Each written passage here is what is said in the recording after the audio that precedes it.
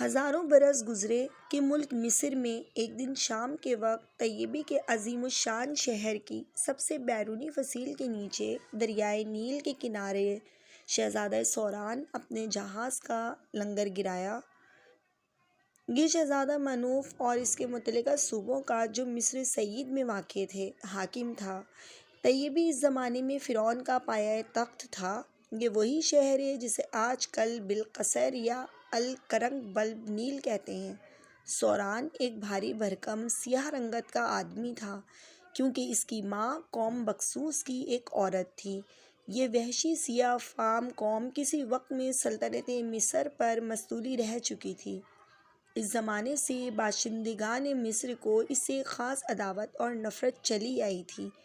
شہزادہ اپنے پرتکلف جہاز کے عرصے پر ایک زرعی شامیانے کے نیچے کرسی پر بیٹھا غروب آفتاب کی کیفیت دیکھ رہا تھا۔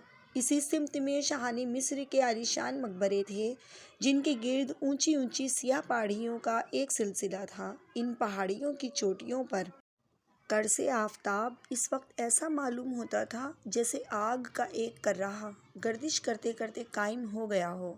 شہزادے کے دونوں طرف ایک ایک کنیز کھڑی مور چھل ہلا رہی تھی۔ پیشانی کے بل اور آنکھوں کی سرخی دیکھ کر یہ کنیزیں بھی سمجھ رہی تھیں کہ شہزادے کی حالت اس وقت بہت غیظ و غضب کی ہے۔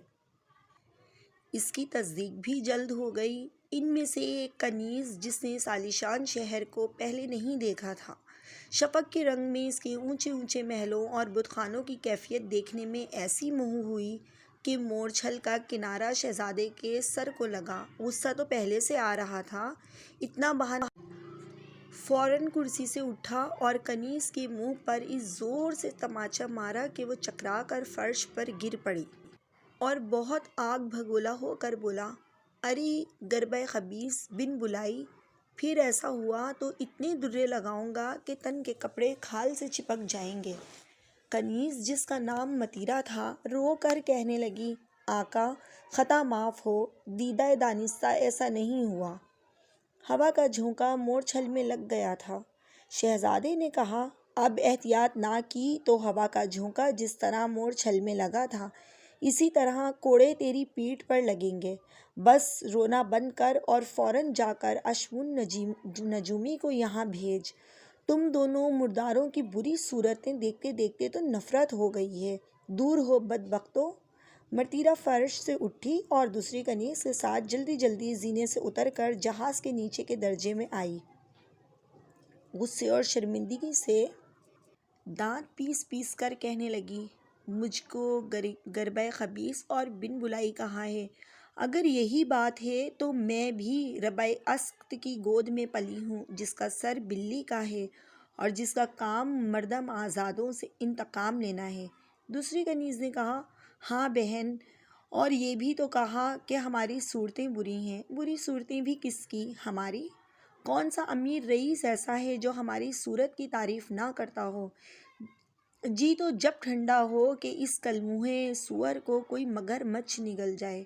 متیرا نے کہا، دربار کے امیر رئیس اگر ہماری صورت کی ایسی ہی تعریف کرتے ہیں تو اس موذی سے ہمیں خرید کیوں نہیں لیتے؟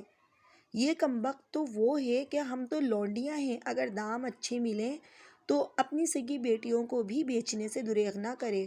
دوسری کنیز کہنے لگی، مفت ہی ملنے کی ہوس ہو تو دام دے کر کیوں خریدے بہن؟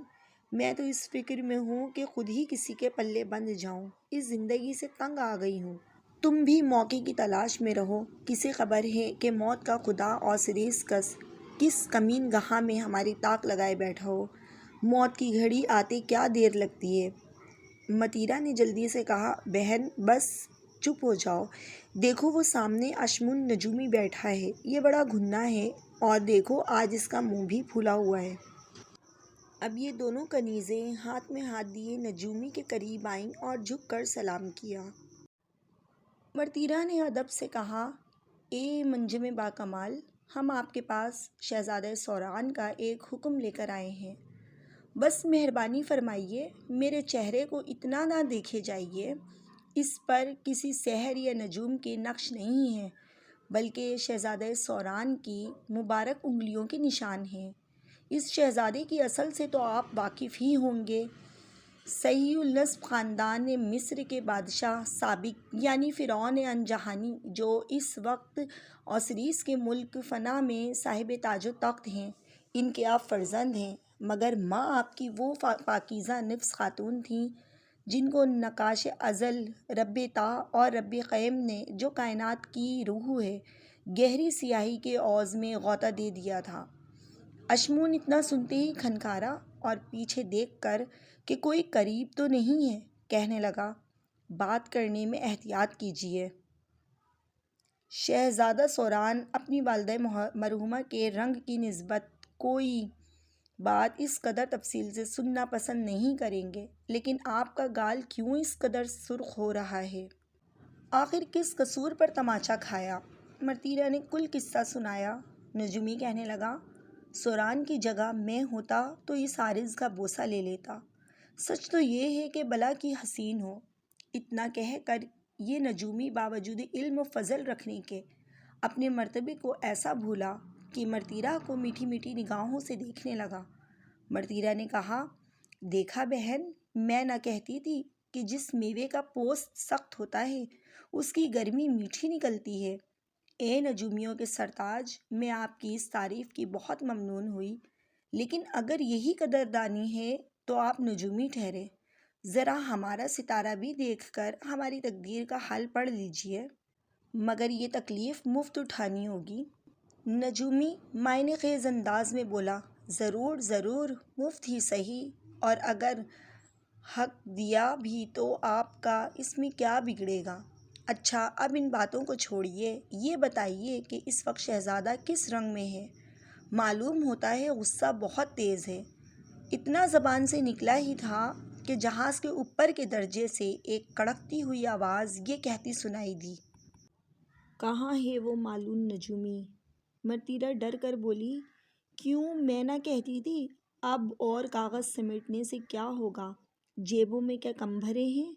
جس حال میں ہو چلے جاؤ، دیر نہ کرو۔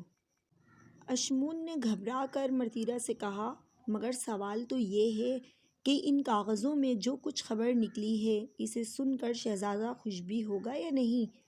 اتنا کہہ کر اشمون زینے کی طرف دوڑا۔ مرتیرا اشمون کو بھاگتے دیکھ کر کہنے لگی، مصر کے خدا تمہاری مشکل آسان کریں۔ کون سا خدا ہوگا جس کے سامنے اس وقت تمہیں ہاتھ نہ پھیلانے پڑیں گے؟ دوسری کنیز کہنے لگی، اگر جیتے جاگتے واپس آ جاؤ تو ہماری قسمت کا حال بتانا نہ بھولنا۔ ایک لمحے کے بعد یہ فلک دراز قامت، لمبی اور جھکی ہوئی ناک والا نجومی جہاز کے عرصے پر پہنچ کر شہزادے کے سامنے حاضر ہوا اور اس قدر تھک کر آداب بجا لایا کہ سریانی وضیح کی مخروطی ٹوپی گنجے سر سے پھسل کر فرش پر آ رہی۔ شہزادے نے پوچھا،